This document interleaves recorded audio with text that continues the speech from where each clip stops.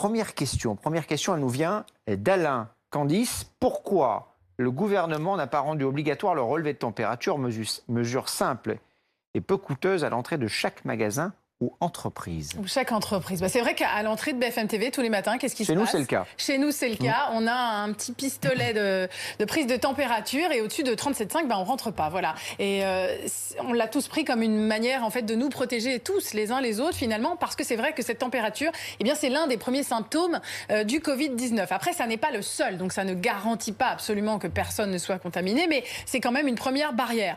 Donc voilà, c'est possible à mettre en place, mais dans ce cas, c'est à la discrétion de l'entreprise. Après, juridiquement, je ne sais pas ce qu'il en est, et y compris dans les magasins. Est-ce que ce serait possible d'interdire à tous les clients d'entrer dans les magasins?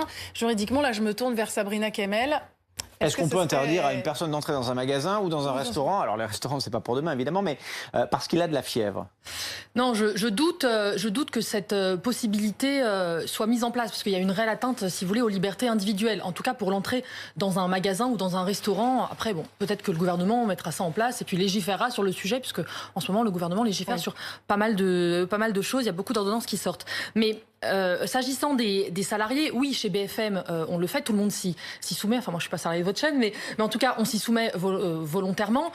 Après, dans une entreprise, la question est beaucoup plus délicate, parce que, comme j'ai dit, il y a une atteinte aux libertés individuelles. Il faut que ce soit proportionné à un but recherché.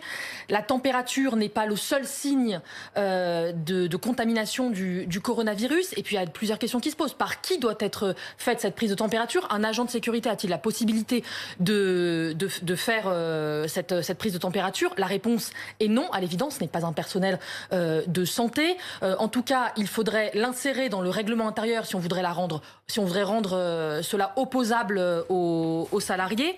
La CNIL, en plus, interdit la collecte de données.